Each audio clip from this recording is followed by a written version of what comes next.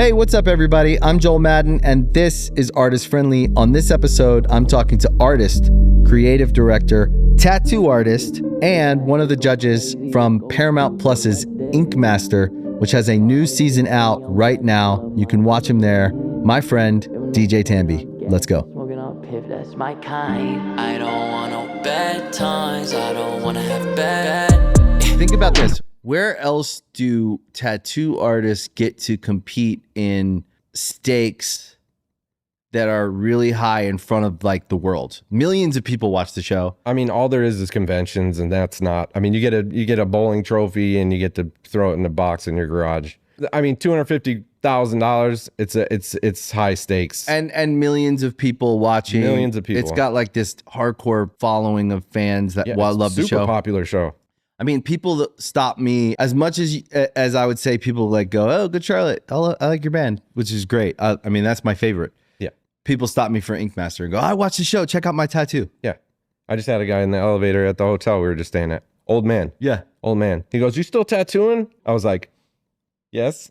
He's now like, that you're love a big the show. TV star. Love the show. He's like, you're a great tattooer. Well, what I could see from the show anyway, he said. Yeah. I was like, it's all real, man. But there's something about TV that can fool us into thinking things are light or funny. And that's where a guy like me comes in, obviously know enough about tattoos to get tattooed and maybe pick a good artist. You will never know how hard that competition is until you go through it. That's what the biggest takeaway for me is. The tattoo artists that come on the competition, it takes real fucking balls to just step in. It could be little things too. It could be like tattooing for 12 hours, but tattooing silent. We usually bang music, catching the vibe. Yeah, it's a whole deal. This is like, okay, quiet, camera in your face, filming. Watching your every move. Different angle. Yeah. Now the judges are going to come talk to you, make conversation. Yeah. Like blah, blah, blah. It's tough. Yeah. Super, super hard. It's fucked up. After I came back the second time, they were like, you're nuts. Like, I can't believe you're doing this second time. And then you did it a third time. I have there's something weird that I love about the competition. The stress. Yeah, you're competitive, dude. I don't like the stress, but I will put myself think about it. Through it. Yeah, but think about it. We didn't get to play professional football. That's for sure. We didn't get to go to the playoffs. You don't want me to play football? Yeah, but like you watch and you wish you could. For sure, yeah. Like I watch sports and I go, man, what would it feel like to go to the World Series, to pitch in that game or to hit in that at bat? And you'll never know. You'll never know. You can only dream about it, but you can find your thing and you can try to take it all the way. And if there's a World Series to play in, I want to play in it. And this is the only World Series that we got. And that's this competition is the only World Series we got right now. Mm-hmm. And like, the conventions are awesome. I actually love tattoo conventions. I don't like working them. You don't like working them, but that's because you've been doing it your whole life.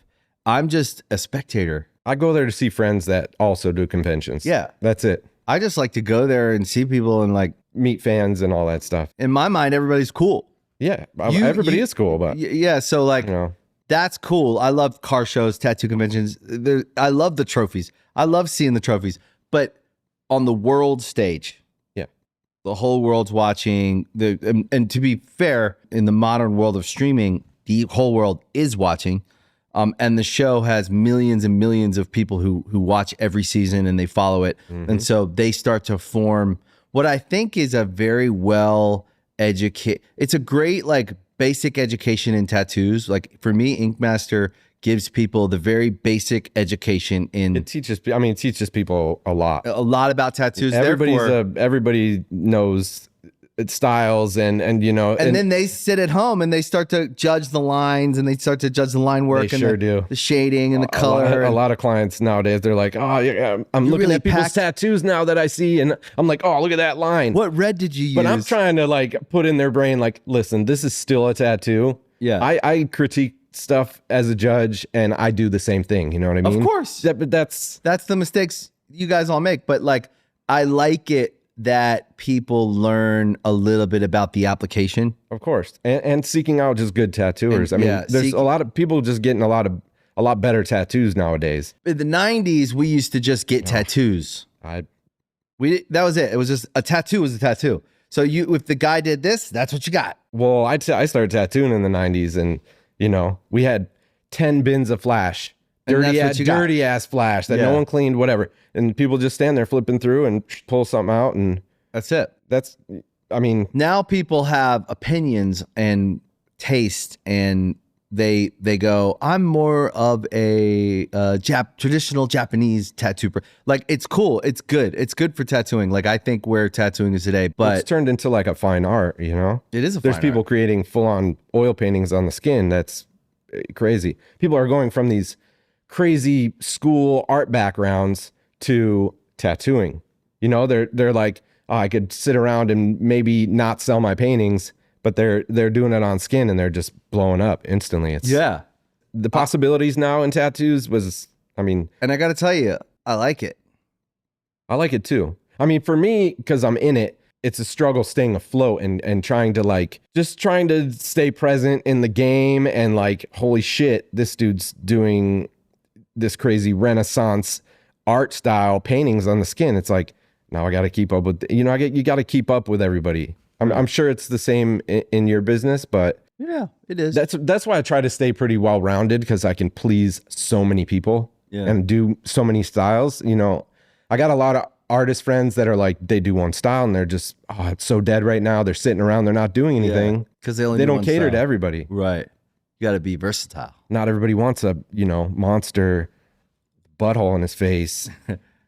Eating ice cream. You know what I mean? That's what you do. I'm sorry, but try some portraits or something. You know? The realism side of thing keeps me busy like all the time. I just feel like overall it's a lot more of a welcoming space. Now. Well, in the 90s when I started, intimidating gangsters, it was like bikers, tough guys. It was biker shop I started at. It was thugs. Now it's soccer moms. I tattoo brain surgeons, lawyers. You name it. The old guy in the elevator just said something to me. That guy would have thought I was going to steal his wallet in the 90s. You know what I mean? It's a lot different. It's a lot different now. Yeah, and plenty of those guys were nice, but when you're like a 17-year-old like little dork, you're like walking in the shop, you're like, I'm terrified. It was it was a lot different. Yeah. Now it feels like it was dirtier. Yeah. It was dirty. But also I think now more people can, because of social media, just like music, more people can get out there faster. Oh yeah. So there's probably a downside to that as well, because if they're not as experienced, it's not going to be as good a tattoo, because the application of it is what it is. But like, that being said, I understand the downside of that part. But that being said, it's more open to people who are artistic and want to tattoo and build their own career and not be beholden to some shop or, there's a lot more. It's democratized. Yeah. Which I think is great. Well, it's great money nowadays too. People are pay a lot. I was doing $10, $12, $25 tattoos when I started, It's a lot different now. Now you make a lot more. Yeah. It's got to feel good. It does. Yeah. Yeah. It feels good.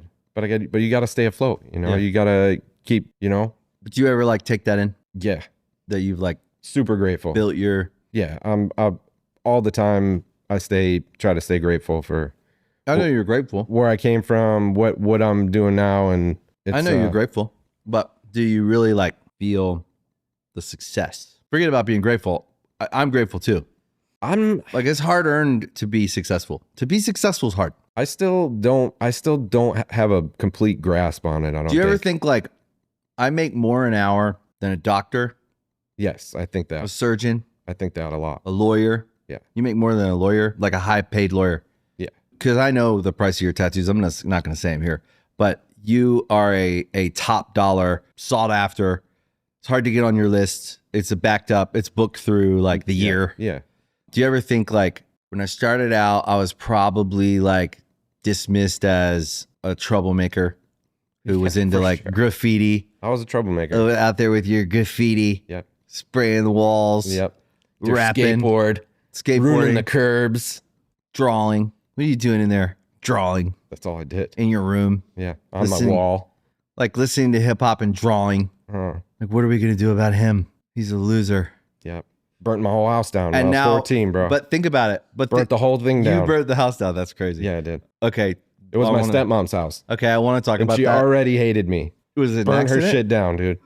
Was it an accident? Yes. I was smoking weed. Oh. Put my pipe away. You left it in the Burnt drawer. the house down, bro. With all your paper, with all your drawings. Cardboard box I put it away in. Right. Crumpled up paper and stuff in there. But they hosed the whole house down. The Pipe was fireman still- came out and we found the cause of the fire, dude. Black ass weed pipe. Pothead. Yep. They were just like, what a punk. Yep. So think about that. I'm just saying it as it funny. It's funny now, right? I mean, But what I'm saying is the only reason I'm making a point of this, and I had no plan on what we were going to talk about today, but when I think about you as a kid, I know you as this nice guy. We became immediate friends. I was like, oh, I'm going to be friends with him. You know, how you meet a guy and you're like, we're cool. We're going to be friends. Not a punk. You know what I mean? Like, I was like, if all the friends were doing breaking in somewhere, I was like the watch. right. I was the one watching. you were like- I'll be out here watching for, Yeah. you know what I mean? Yeah, I would sweet. do some shady shit Sweet. too, but I always had sweet. like this, like, you know, Yeah. them butterflies were, Yeah. But Full also grown. sweet. You're like, I'm going to watch your back. yeah, I was there. Yeah. I was doing it, Yeah. but I was kind of like that too. yeah. But do you ever think like I was in my room drawing, everyone just thought I was done for, hopeless. For sure. And now if we just talk professionally, right? Forget about Harvard or Yale, forget about college, forget about all that. And just think in professional terms of I'm a professional in my field. And this is my compensation package. This is what you have to pay me for my time because so many people want my time. The pay isn't something we decide on based on like how great we think we are. No, it's simply time. This many people want my time. I have to set the price that will weed out so that I don't have to decide because I love you all. Yeah. Right. That's how we make our price. I'm bad at, Right. I know I'm you bad at are. all that. I get it. Yeah. That's why. yeah. That's why we get married. I feel bad even, yes. Right. She does all because that. There's something about our partners in business and in life, in marriage, where they value our time too. So they help us set the bars so that we don't have to make we'll get overwhelmed trying to give our time to everyone for free. Yeah. But so we need someone that goes, no. Like, stop. Leave that to me. My wife is the same way. She'll just go, that's gone. That's gone. Just do that and do that. And then I'm like, feel calm. Yeah. So to think about it, let's just, and then I'll get off of money because I know art and money is weird. It's not for me. I love getting paid to do art. Yeah. Because everyone said I wouldn't. For sure. Now, no one says that anymore. Anytime anyone says, you care about money. Yeah, I do care about money because you were likely one of the people that would have said, I'll never get paid to do this. Well, I feel like at our age too, I mean, it's a lot of things that sometimes is avoided when somebody asks you to do things. I get tons of people ask me to do stuff, you know, and I get a lot of friends that ask me to do stuff. Can you do artwork for this album cover? Can you do this? You know, not that I'm going to charge my friend, but Sure. money ends up being like, there's certain big companies I've done a lot of stuff for that right off the bat, they talk about money because they know what's up, but money's usually pushed to the back. I've done album Always. covers for rappers. I've done all this stuff. And course. I didn't even get an album cover that I designed, but that's my fault. You know, now it's like, you know, Well, I got my wife and she'll, you you know what? If you hold out something to me and you say, Hmm. I'm going to take it. That's human nature. Yeah. Oh, it's free? It's for me. It's good. You should put that on a shirt, bro. Oh, if there's a price, must be nice. I just came up with that. Backing back. No, but what I'm saying is that everybody wants to dance around value. For sure. And if we don't put a value on ourselves, we will never establish a value. And I'm never mad if someone quotes me. I'm going to think about it. There's factors. Do I really want it? Mm-hmm. Okay. Can I afford it? Okay. You go through your lists, and if all the boxes check, then you got a customer. The unfair thing about art is everyone expects us to do it for free. They expect it because it comes from our brain or whatever. They think it's easy also. They think it's easy. It doesn't cost us anything. And it doesn't mean we don't do things for people all the time. We do. Oh, yeah. Artists bring value to every situation they're in. That's my opinion. That's how I feel.